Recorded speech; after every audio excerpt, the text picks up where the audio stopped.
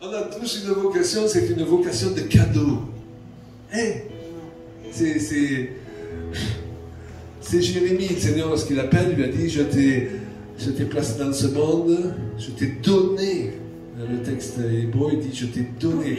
Selon les traductions, c'est je t'ai appelé prophète pour les nations. Il dit, je t'ai donné. Jérémie, c'était un cadeau. Chacun de nous, on est donné à ce monde pour le rendre meilleur. Ok? Si on fait partie d'une église, on est là pour l'aider à aller de l'avant, pas pour faire partie du clan des critiqueurs. Vous connaissez les intercesseurs qui parlent 3 heures et qui prient 5 minutes? Hein? On est un cadeau. Si on est marié, on est un cadeau pour son conjoint. Ce qu'il faut, c'est de ne pas devenir un cadeau empoisonné. Hein, d'accord? On est un cadeau. En chaque homme et chaque femme, il y a un roi. En chaque homme, il y a un roi et il y a un fou. En chaque femme, donc, il y a une reine et une folle. Vous ne pouvez pas le dire, hein? En chaque homme, il y a un roi et il y a un fou. Okay? En chaque femme, il y a une reine et il y a une folle. Okay? Si ma femme, dès qu'on se lève, elle parle au fou en moi, tu as encore laissé traîner tes chaussettes, et je t'avais dit ça, et tu fais toujours ça, et je t'avais dit de placer ça là, et tu le mets là, ça c'est bien toi, toujours. Vous connaissez ces parents-là, accusatrices? Elle réveille le fou en moi. Et croyez-moi, j'ai des aptitudes. Hein?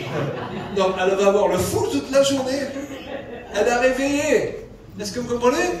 Maintenant, si elle parle au roi, et là je dis, je le répète, ça veut pas dire qu'il y a des choses qui ne doivent pas changer, mais elle met en valeur mon bon côté au lieu de mes défauts, elle parle au roi.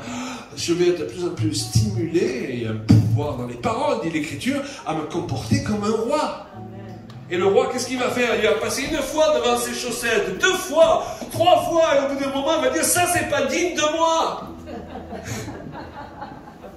Et il va les ramasser, amen.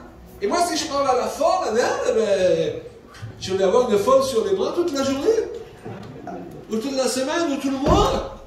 Ah, mais chérie, je voulais que tu sois comme ça, t'es pas comme ça, t'as pas fait ce que je... Ah, toujours des reproches, vous savez. Il y a des gens, ils croient qu'ils vont aider l'autre à changer par les reproches. Et c'est comme ça qu'on casse l'amour, ok? Mais si je parle à la reine, elle, tous les jours, je lui dis que je l'aime, je lui dis qu'elle est belle, alléluia. Je crois que je l'ai fait depuis 45 ans, presque tous les jours. Ok? Et bien, je vais avoir une heureuse. Et je vais avoir envie de rester avec elle. Et 45 ans après, on peut vous donner ce témoignage, c'est de mieux en mieux chaque jour. Mais parce qu'il y a des règles qui sont les règles du royaume.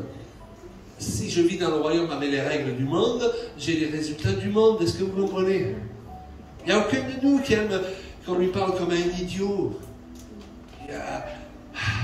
On lui parle en le rabaissant. Aucun de nous n'aime ça, hein, que je sache. Et puis on est capable de réagir très violemment à ça. Donc il faut qu'on fasse un pacte avec notre bouche. Parce que la mort et la vie sont au pouvoir de la langue. Mais ce qui est chouette, c'est qu'en fait, c'est jamais trop tard. J'ai parlé de plusieurs chapitres. On se renouvelle, on change, le corps change. Mais il faut qu'on soit en paix à l'intérieur. Si on se déteste, eh bien, ça va être plus difficile d'être aimable pour l'autre. Et notre identité dans le Seigneur, c'est lui qui va nous renouveler, mais il faut qu'on la laisse faire. Ensuite, sa vocation comme promoteur de ma vie. C'est du boulot, hein? Je sais. Eh bien, il faut respecter les personnes qui sont autour de nous, mais parfois, eh bien, on est endurci ou on a été blessé 1 fois, 2 fois, 3 fois par quelqu'un dans l'église, par un mariage précédent, par une famille qui nous a éduqués d'une façon qu'on ne sait pas réagir à l'amour, on ne sait pas recevoir l'amitié, on en est parfois, on a du mal à tenir nos paroles, combien de choses qui sont dysfonctionnelles chez nous, on a ramassé en fait en regardant nos parents ou les gens qui nous ont élevés. Mais la bonne nouvelle, c'est que Jésus, il est là pour nous aider. Amen. Alléluia. Et ne me dis pas qu'on ne peut pas changer, qu'on peut changer. Parce que si on est là aujourd'hui, eh bien Dieu, il nous a changés. Hein? Et peut-être certains d'entre nous, ils nous ont beaucoup changé. Mais c'est jamais trop tard. Un seul caractère, une façon de réagir ou de ne pas être affectueux. Moi, comme je disais tout à l'heure, mon père m'a jamais... Il m'a serré dans les poings, mais enfin, j'ai allé lui, papa, j'ai fait comme ça, il me faisait... C'est comme un arbre. Oh, c'est dur. Hein? Oui, mais papa, voilà. Et je croyais que c'était normal. Mais de notre côté, lui, il n'a jamais reçu ça. Ils ont vécu la guerre avec... Parfois, il faut qu'on prenne en considération l'arrière-plan. Mais il ne faut pas que notre arrière-plan devienne une excuse pour ne pas changer. Parce que Dieu, il travaille nos cœurs.